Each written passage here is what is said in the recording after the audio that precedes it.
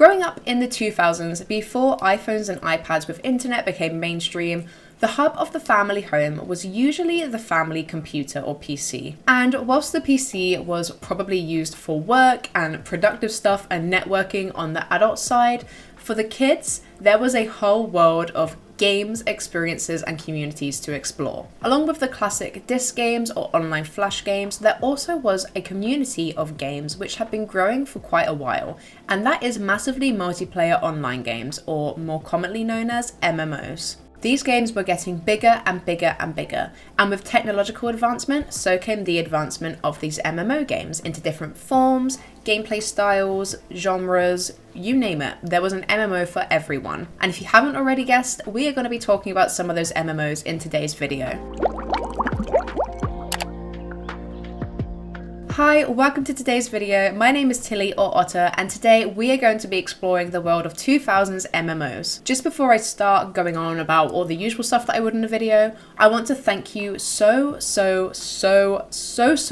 much for all of the love, support, comments, likes, subscribers that I had on my Imagine DS video, and I am so grateful for everyone who has engaged with that video. It really means the world to me. I just spat everywhere. And I did a little poll, and the overwhelming majority was for a video talking about MMOs of the 2000s, so here we are. And I do feel like these MMOs have a much darker side to them, but for this video in particular, we are not going to be delving into the darker side of MMOs and some of the more nasty stuff that happened on them. I do mention it a couple of times, but I don't go into great detail. So if that is something that triggers you or makes you feel unsafe, please either leave this video and I will see you next time, or check out the timestamps, which will be in the description, or I'll put them on screen now, so you can skip over those parts if that is something you don't wish to hear. As you'll see, I did actually attempt to play some of these MMOs that are still running. We had some interesting results, but we will see that as we go into the video. As usual, if you enjoy what you're seeing, please don't forget to hit the like button and subscribe. Not only does it really help out my channel, but it lets me know that I'm making the right type of content for you, and I will love you forever. So without further ado, let's jump on straight into the video and let's do an exploration of the MMOs that came out in the 2000s.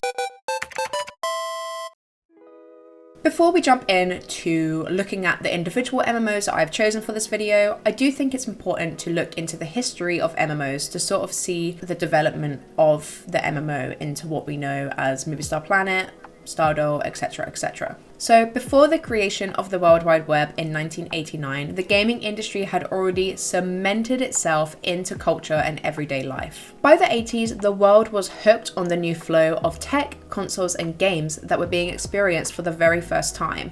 And as exciting as this was, the world was not ready for the whirlwind that was the internet and how it would change the gaming industry forever. So there were a few online multiplayer games before the traditional MMO that we know of today. Some of these were dungeon RGPs, such as 1987's Avalon: The Legend Lives, which is actually the longest running RPG to date, and Habitat 1986, which acted as a chat room with a virtual space to explore and was actually developed by Lucasfilm Games. From my research, it seems that the most popular opinion on what was the first successful MMORPG was Ultima Online, which dropped in 1997. And after Ultima took off, we really see a trend in these fantasy turn-based combat MMOs, which had these huge communities and lore systems and backgrounds, and people were really interested and devoted to their chosen MMO. And these games really allow people to escape into a whole other world where they didn't have to think about their everyday lives and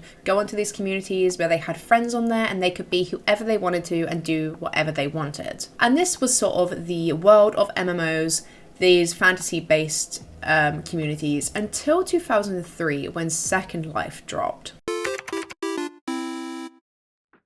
Second Life is exactly what it sounds like. It is what it says on the tin.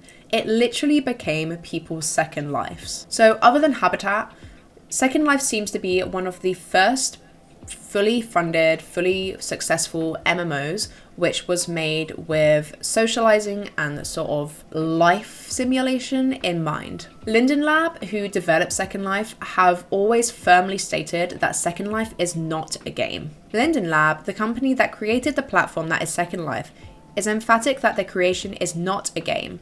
There is no manufactured conflict, no set objective, says spokesperson Catherine Smith. It's an entirely open-ended experience. This even went so far in that the people who engaged with Second Life weren't called players, they were called residents. So they were really, really leaning into the life aspect of this and the fact that it was way more than just a game, and some people did in fact treat it as a literal second life. We'd had instant messaging with MSN, but we'd never had a virtual space, a 3D virtual space that wasn't classed as a game where people could interact online. So Second Life was very, very successful, and it very quickly grew in terms of popularity and economically. And it was sort of marketed as an online space where adults could have their dream space, dream world, and live their lives how they wanted to. I think as well, if we think about the context of the early 2000s, I think Second Life really was a refuge for people. There were some really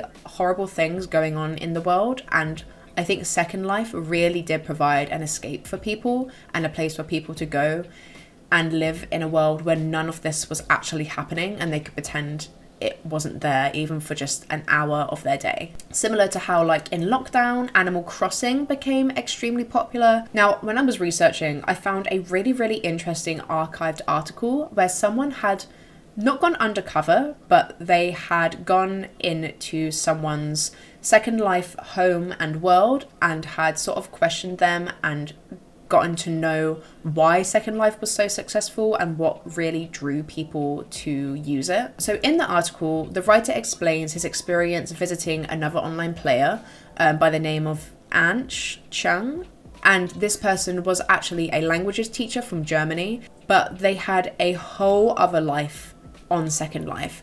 They owned virtual land, which they would sell to people. And I think they calculated that in terms of online assets, Chung's net worth was about 250,000, which in the 2000s, to have that virtually only, not even in real life, unprecedented. That's crazy. They opened offices in Wuhan to deal with their new online market and the money they were making, because another big thing about Second Life was people could create designs, spaces, rooms, assets, and they could then sell those on to other people and make actual money out of this game.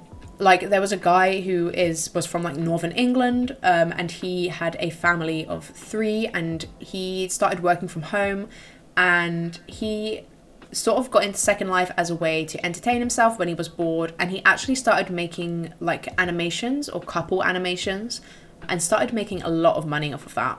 And on the note of couple animations, Second Life is actually notorious for its sexually active community. Looking back in the context of the 2000s as well, I do think that this was great for people in the LGBTQ plus community who were literally being put in jail for being who they were and loving who they loved. Second Life gave people a chance to really explore their sexuality and who they were, and to be able to be and express who they are without fear for their lives or for being put in prison. And I'm not saying at all that sex is shameful or shouldn't be a part of these worlds, because I think it was so important for people from those communities to be able to experience this. Obviously, with that, there also comes some questionable things that were going around on the site. And these things are not associated with Second Life alone. They did happen across the webs on hundreds, probably thousands of sites just like this. So Second Life was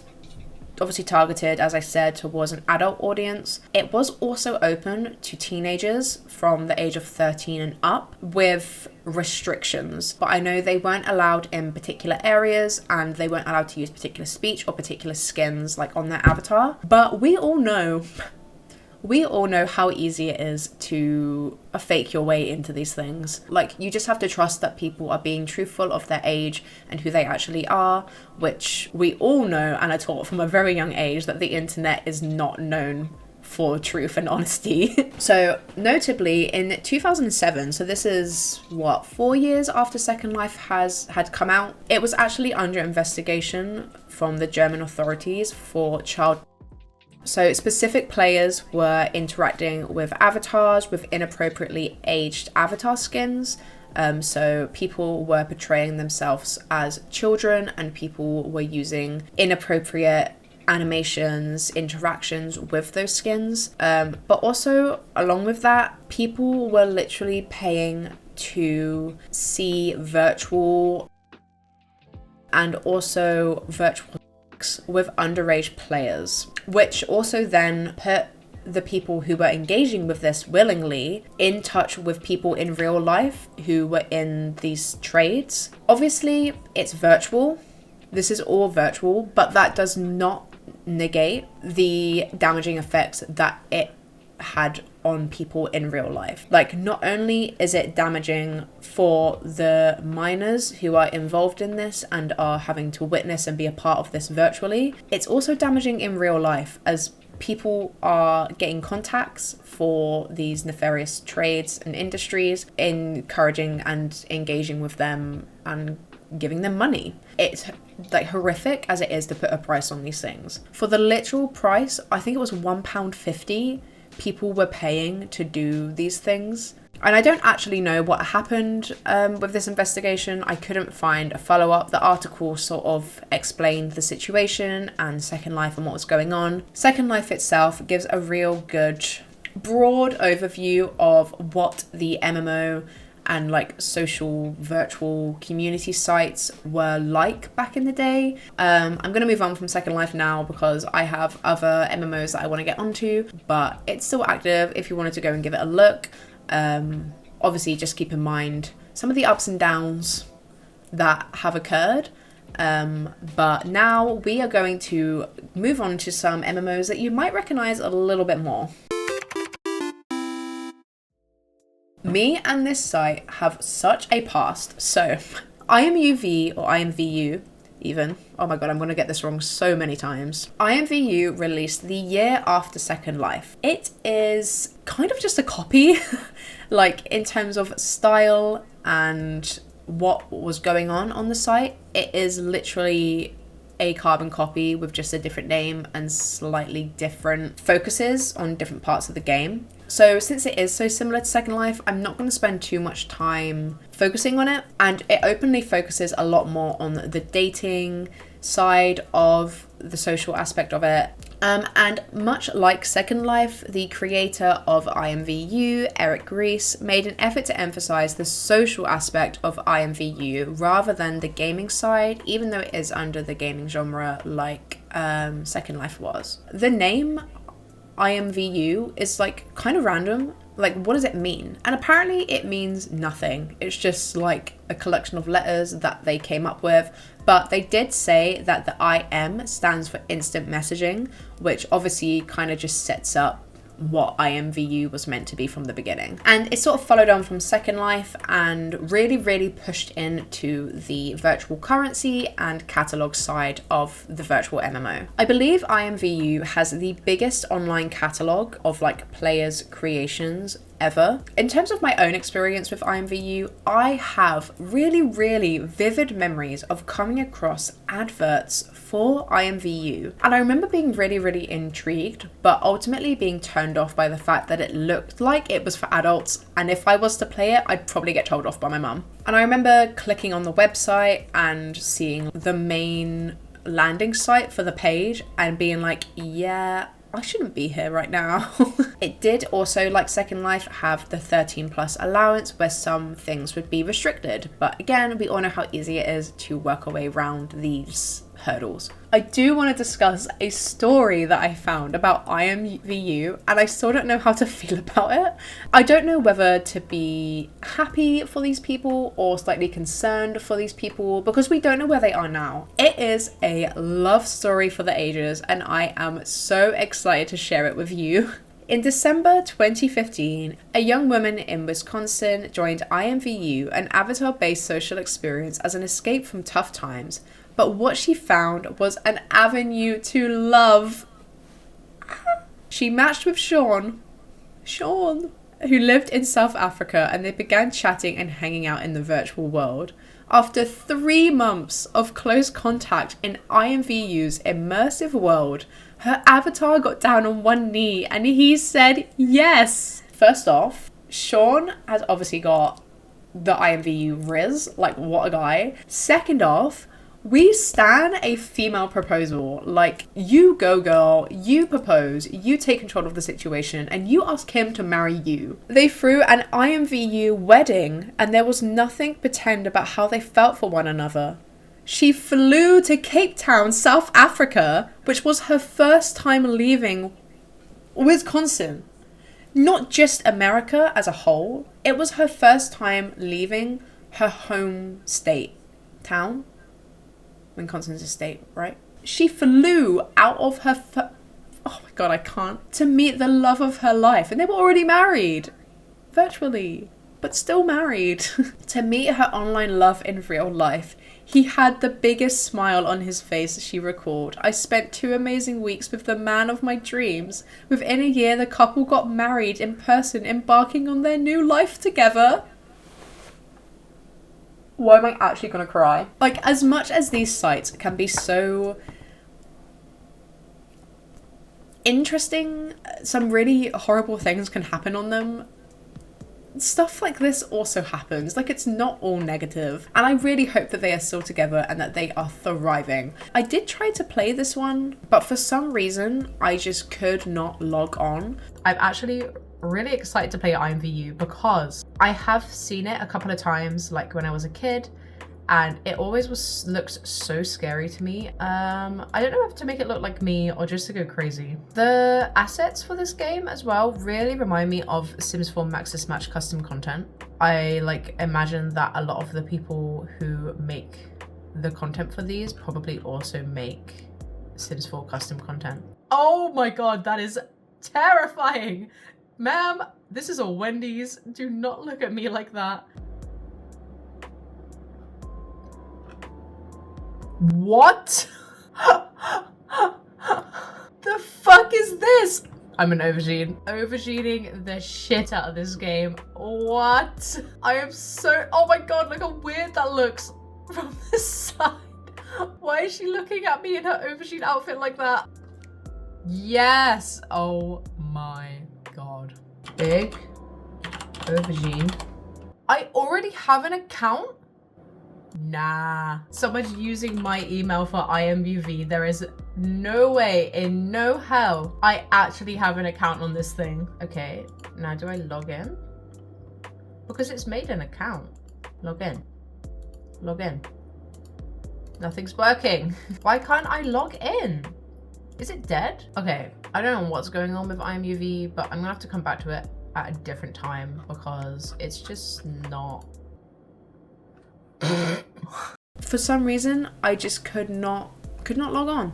And I'm really sad about it because Otter Aubergine was going to make her debut and she was going to riz everyone on that site. But it has a really, really dedicated fan base who is still quite active on there and has made a huge amount of money. They also more recently, quite interestingly actually, started selling NFTs and V coins, which is like Bitcoin essentially, but for IMVU. And I don't know what the market was like for those, but I can't imagine it was great. Now we're gonna move on to one of the more wholesome online MMOs. Did you ever want to so desperately play dress up with your favorite characters that you just wish there was a site where someone had made a really dodgy 2D version of your favorite celebrity, politician, or member of the royal family, Camilla per se, and you just wanted to dress them up in fun little outfits? Well, you'd be in luck because Stardoll is the site for you. Name a celebrity and they're literally on there. You can dress any celebrity you want. And that is actually how I know Stardoll. I did not know that there was a MMO for Stardoll at all. This is the Stardoll site, and this is how I remember it. So yeah, you can dress Camilla Parker Bowles. Also, I would just like to point out, I do not stand the royal family. Prince William, Queen Elizabeth. Oh my god, we got 2 Prince Williams because we need 2. Marie Antoinette. See, there's just the weird Michael Phelps. He's a swimmer. Cristiano Ronaldo. This is wild. So Stardoll has an MMO, like I said, I did not know. And Stardoll has really humble beginnings. A creator called Lisa Rang from Finland. She had a passion for paper dolls and designing like little outfits for them, like in real life paper dolls. And she decided to make her own website to sort of portray these. And the way that she hosted this website, or like created it, Paper Doll Heaven, is that she taught herself web development and her son also helped her. And I just think that's really sweet. Other than her passion for paper dolls, her reason for creating Paper Doll Heaven actually echoes the same reasoning as to why Toru Itarani made Pac-Man. Most online sites are focused on violence and competitiveness, says Lisa. I wanted to create a positive online environment for young girls who are creative and interested in fashion. They are looking for alternatives to shoot 'em up and kill 'em games. The company that sort of came of this was Glorious Games AB, and I don't actually think they have produced anything other than Stardoll, and this sort of came about by Matthias Mixke? We're just going to call him Matthias.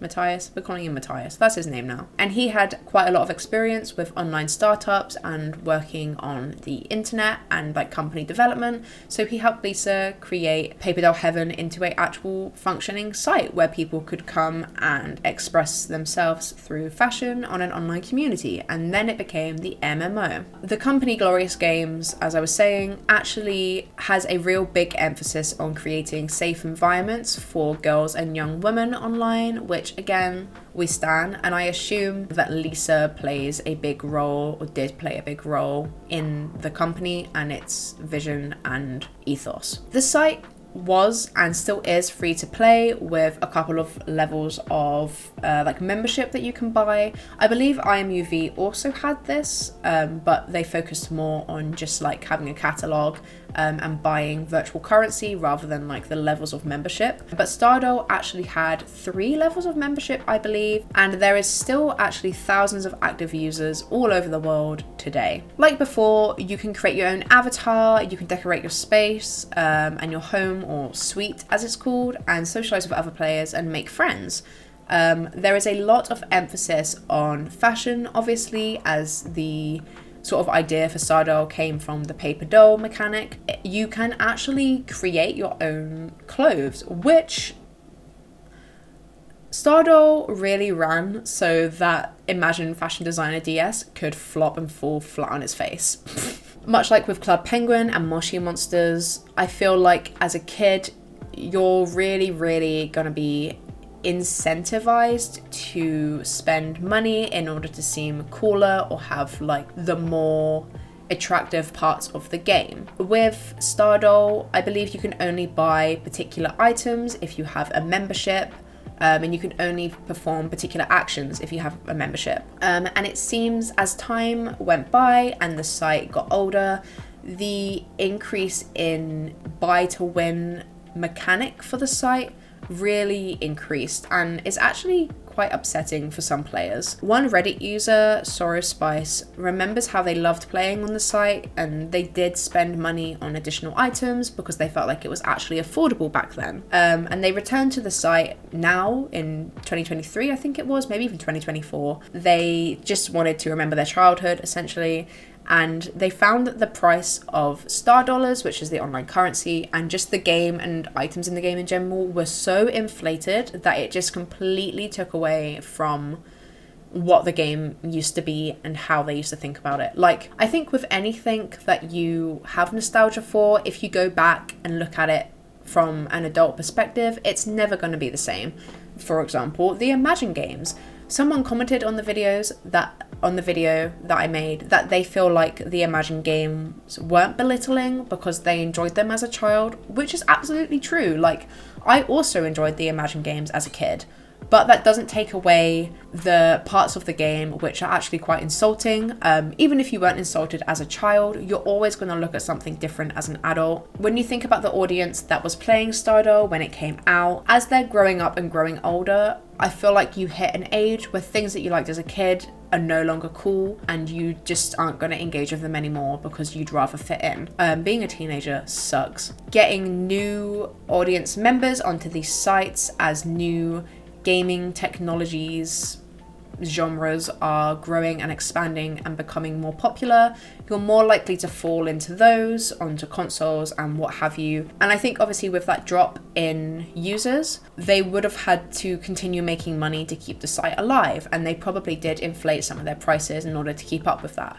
But it seems now that a lot of the game is just inviting you to spend your money rather than being a community and a place for you to enjoy being creative, essentially. It also does seem that Stardoll has a issue with mods / admins making the game secure and safe for young players who might still be playing it. Like, I feel like the main player base now is probably adults who are looking back on their childhood and wanting that nostalgia hit. There is obviously the risk that there could be some new young players on there, and I feel like if a game is dying, it's obviously going to have less staff and people behind it, because the company can't afford to keep all these people online and working, as well as keep the site alive. But then again, if you're going to keep a site like this alive, you need to ensure that you have the measures in place to stop damaging, dangerous things from happening. And if Stardoll don't have the resources to do this, then it kind of seems like it should be shut down.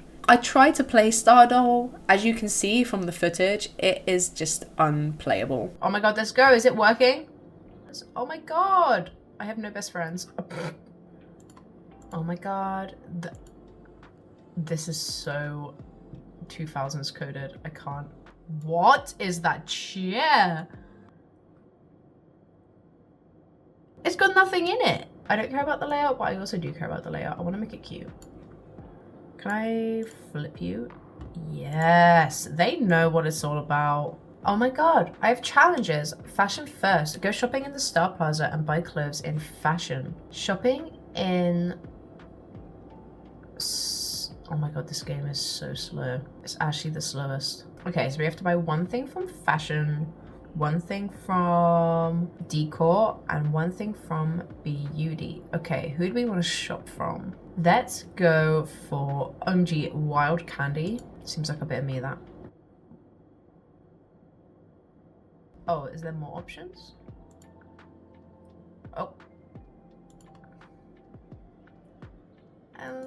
I'm much more reserved than this. Basics? Because apparently I'm basic. Oh, cool. Okay, yeah, this is what I wanted. Oh my god, flare pants. Let's get some flare pants in pink. Why not? Oh my god, my PC is having a meltdown. My fans, they are currently screaming. We are not coming to Stardoll to play. We are going to be boss bitches. Are we back at the beginning? Oh yeah. Okay, wow. This game is low-key unplayable, I'm not gonna lie. I think it's frozen. Did I click too fast? Oh my god, I broke it. Oh, that looks like a cute top. Oh, no, this is my shop. I should have come here first. I judged it by its cover, and that was wrong of me. Oh, and this stuff is expensive. Oh. Okay, we'll wait. Okay. This is actually kind of unplayable. And I think it's really sad that Stardoll is the way it is now, especially considering the sort of humble origins that it had with Lisa Rang and her sort of passion that she had for it. And it seemed like a great idea at first and a great opportunity for Rang to sort of build up a career. It sort of just became a cash grab, and it now seems that they are just all about the money. Okay, next up we are going to talk about Movie Star Planet, which dropped in 2009. Movie Star Planet has such a unique vibe. Like, you can tell why it did as well as it did, like alongside Stardoll, because they're both essentially the same thing, just packaged differently. So Movie Star Planet gives me Keisha TikTok vibes, and not the app, the song, Katy Perry, Miley Cyrus, Disney Channel. It's giving me all of those vibes all at once. And I never actually played Movie Star Planet as a kid, but I still got the fattest amount of nostalgia from playing this and looking at the site. And I did actually manage to play it. I just played an entire half an hour's worth of this. I set up my account. I like did some stuff and I wasn't even recording. Oh my god, I just realized I wasn't filming any of that. Here's my room. There's nothing in it because this site is all about making you pay for things and I'm not about to do that. I actually played some of this game like 5 minutes ago, but I didn't film it. We also can't play crazy cards. Oh my god, we can, there's people here. I bought this cute outfit. It cost me a lot of in-game money, but I look cute, so I don't care. I gotta get these answers right. Oh, I know that. I already knew that. I actually knew that. That wasn't even a guess. I get to spin the wheel. Oh, loaded. So I feel like this game is, it seems like it's like the clothing and stuff makes it feel like it's marketed for people my age, which would make sense. Age range of people who would have been playing this when the game initially started, and then they've obviously like grown up with it and carried on playing it. It seems more alive than Stardoll is, and it seems very, very popular still in Europe. I know that they've had a couple of like crossovers, like company crossovers happen, including Panini, which is like a card collection company. I used to collect Panini cards and stickers when I was younger, and I'm pretty sure they did a collaboration with them in 2021, which obviously is fairly recent. And a lot of the other MMOs have kind of like died now, and Movie Star Planet is still out here doing collaborations. Like, get it. There is a big focus on the fashion catalogue and spending of the game. Like when I was looking on there is some fashion that you would only see, that like I would see around today. There was like an Ariana Grande type thing. There was a whole Britney Spears catalogue, which obviously is a little bit controversial given everything that Britney Spears went through in that time, but we're not going to talk about that right now. There is so many choices and ways to express yourself on this site. It's actually kind of beautiful, and playing it, I was kind of engaged and kind of addicted to buying outfits, not gonna lie. Movie Star Planet, obviously by looking at it, you can tell it's aimed at children. In particular, it was aimed at children between 8 and 15. And it's actually been certified on a kids safe program, but there is quite a lot of evidence of people having some bad experiences on this site of people pretending to be people they are not. Some people have actually commented on how they feel like the site is a little bit inappropriate for younger audiences. Unlike the other MMOs that we have looked at, Movie Star Planet actually has a sequel, and it's Movie Star Planet 2, and this is only playable on devices. But yeah, again, they are still very, very active, funnily enough, and I think it's really interesting that Movie Star Planet alone has been able to survive. I feel like a lot of that comes from maintained usership, just the way that they've been able to keep people putting money into the site so that they've then been able to produce the sequel, which is also doing very well. The one thing about this site, which I think is very obviously portrayed, is you kind of see it in the other ones, the incentive to level up your membership, so that you can buy these exclusive hairstyles, dresses, pets, animations. Like there's so many things that have paywalls that like as a kid, you can imagine feeling left out very easily. The last MMO which I want to share with you guys today is obviously Imagine Town, which came out in 2010. It wasn't as successful as Ubisoft wanted it to be. I think they really wanted to ride the wave of Stardoll and Movie Star Planet and Club Penguin and what have you, and it just kind of didn't. As I mentioned, someone pointed out in my Imagine DS video that I'd actually missed out the MMO, and this is for one of two reasons. One, I was focusing exclusively on the DS games. I didn't want to have to bring in the MMO aspect of it and sort of try and weave that in. The reason number two is that there really is not a lot out there at all. There is like near to no information on this game. There's some snippets here and there. There's someone who did like some playthroughs on YouTube, which are absolutely stunning. But in terms of like the site, it's completely gone. But looking at the comments on like the trailer for the game and the playthrough that I found, it does seem that it was actually quite popular with people. And I imagine that Ubisoft decided to release this MMO, like I said, to ride on the wave of MMOs that had came before, and then also the DS series, which at this point was doing very, very well. And I think they had an opening to start the MMO and they went for it. And it does really echo what we've seen before. It has the classic your own space to decorate, but in this one you can also have a job. I think actually helps this particular MMO lean into the massively multiplayer online gaming genre a little bit more, because it gives your character more of an objective rather than just existing in this fashion world. So I think you can choose between a chef, a landscape designer, which is a random one, a fashion model, a dancer, and a fashion designer. Honestly, I'm so surprised that there is not a babysitter option in this, given how popular the babysitter games were in the Imagine series. I feel like out of the ones that we've seen before, Imagine Town is targeted towards a audience similar to Stardoll, in that it's like leaning into the younger audience genre of things, whereas like Movie Star Planet was trying to hit like the cool kids audience. It also does seem fairly safe. It did crack me up watching this video. I feel like the person who made this video was quite young at the time, and they were sort of showing how the game worked. And at the beginning of the video, they say, "Don't worry, parents. If there's a word that they consider as bad, it comes out as hashtag, hashtag, hashtag, hashtag, exclamation mark, expletive." And like in my head, I was like, this is so sweet. And I'm really sure that parents appreciate knowing that.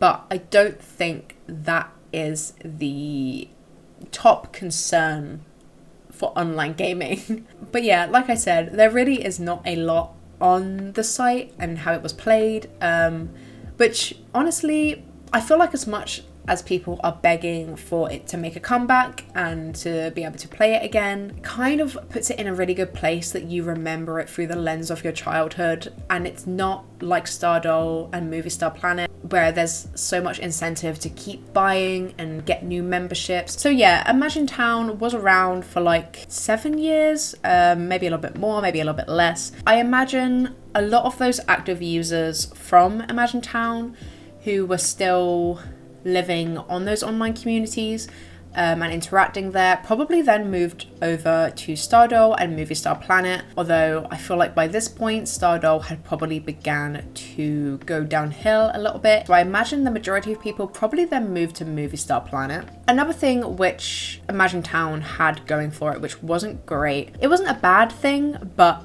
in terms of the potential for the site and its usage, it kind of damaged it. So they made Imagine Town usable between the hours of 8 a.m. to 11 p.m. but in Pacific time, which obviously then limits the audience and user range you can have. I just kind of feel like they went a little bit too far into the younger audience spectrum and didn't flesh out the site enough in a original way with like unique theming like Movie Star Planet did.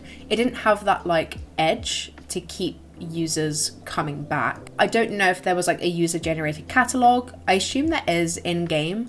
I don't think people could make assets outside of game and then upload them, because obviously it's for a younger audience and you wouldn't really expect younger audience members to know how to do that, which I think also probably limited it as you're growing up, there's only so much you can make out of the in-game design mechanics and elements. As I mentioned at the beginning of this video, this was more of an exploration than an analysis, and I do have a couple of points which I do quickly want to reflect on. Just things that I've thought of as I've been filming this and things that I sort of pointed out as I was researching. Although I know that Second Life and IMVU in particular are maybe not games that you would be nostalgic about in like necessarily, I do think that they are important to mention as they are, I personally think, developmental in the creation of games like Stardoll and Movie Star Planet and the Imagine Town. If we didn't have that break into the more social life simulation side of MMO games, I don't think we would have had games like Movie Star Planet, Club Penguin, etc. I feel like it's very similar with the argument about The Sims 3 or like the Sims franchise in general, where for a very, very long time, people have been saying that The Sims isn't a real game, it's a girl's game, there's no risk, there's no element of fear, there's nothing like that. I mean, there is definitely elements of fear in The Sims 1 and 2, I can tell you that for free. And I think that has happened a lot with the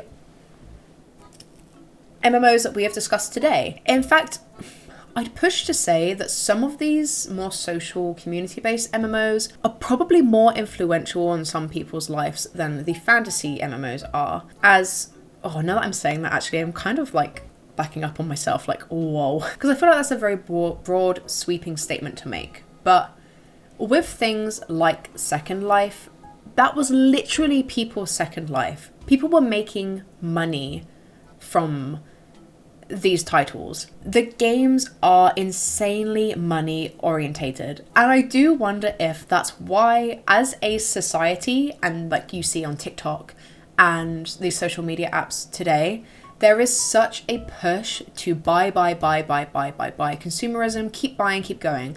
And I wonder if there's something in our brains that was like developing when we were kids, that when we played these MMOs that kept encouraging us to buy new fashion trends, buy new pieces of furniture to keep up, buy new animations to be cool.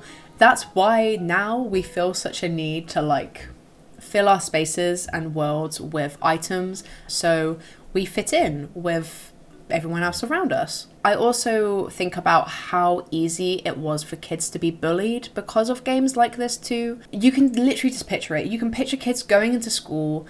They've all been online on Movie Star Planet or Stardoll or whatever have you the previous night, and one kid doesn't have this particular pet or like VIP membership, and you can like, kids were bullied for this. Like, it's not that kids might have been bullied for this, they were, and kids were bullied online by random strangers as well. So yeah, like, it's kind of sad in that regard that it did open up such a space for bullying and like harassment. So another point that I picked up on, it's not really a big thing, the age recommendations for these sites, on the whole, pretty much all of them overlap somewhere. We actually see that with the little 13 plus thing Second Life and IMVU had, they were also being recommended as safe to play for 13-year-olds who were also being told it was safe to play games like Movie Star Planet and Stardoll. And obviously they are two very different spectrums of like games. And as a kid, if you're signing up for both of these, you're going to get very, very different experiences either way. And I definitely feel like one site opens itself up more to negative and potentially damaging experiences than the other does. And also I feel like something that enabled this is the parents.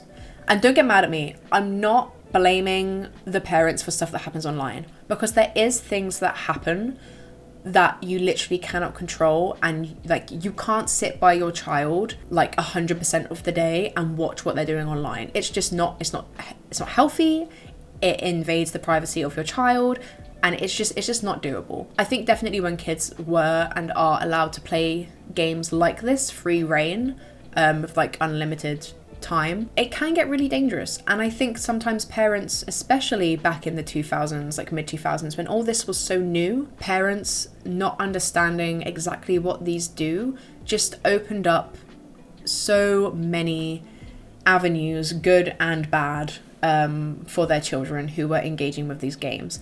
And once again, I'm saying, I am not calling the parents ignorant. I am not saying that it's completely their fault that their kids groomed online or they engaged in whatever online. I'm not saying it's the parents' fault at all. But I do think the fact that there was this unknown element going on and uneducated choices being made, that really did enable these negative things to happen on these sites. And I think now it's a lot easier for people to understand, as people my age who grew up playing these are now growing up and having their own children. It's so much easier for us to understand and know how landscapes online work and how virtual communities work and engage with one another. So it's a lot easier for me to sit here and be like, well, if I had kids, I wouldn't let my kids do A, B, C, D, E. I want to end this on a positive note. These virtual communities, online spaces, gave some people so much sense of belonging, being able to express who they really were without the fear of harassment, bullying, whatever, what have you. That is definitely a side and a positive of these online worlds. Enabling children to explore their creativity through fashion is another thing which is really great. And I also feel like being able to go on and use these sites teaches children how to use the internet and how certain parts of the internet can work. So there is a positive to these, and I personally look back on MMOs with happiness. I was quite lucky in that I never had any real strong, dangerous interactions online. I did have some moments which were a little bit. Habbo Hotel, if you ever played that, being one. That site was full of... I think that's going to be it for this video. That was actually a lot more intense than I thought it was going to be. So yeah, obviously there was a few points there which I did point out. Let me know if you agree or disagree with them down in the comments down below, or anything you would like to add. I really, really hope you enjoyed this video. Thank you so much for all of the support and love on this channel. If you would like to see more from me, I have so many video ideas lined up in my head, ready to go, all focused on girly, feminine gaming culture from the mid-2000s, sort of hitting that nostalgia, analytical deep dive video essay genre. Please do subscribe and stick around. It would be lovely to have you here, and if you enjoyed this video, please don't forget to give it a like. If you want to engage with me outside of YouTube, I post regularly on my Instagram at ottercosplay, where I do gaming and cosplay stuff. I also have a Twitch where I stream 3 times a week, Tuesdays, Fridays and Sundays, in a variety of games. It would be lovely to see you there and engage with some of you guys in real time if that is something you'd like to see. And hopefully I will see you guys in the next video. Love you, bye!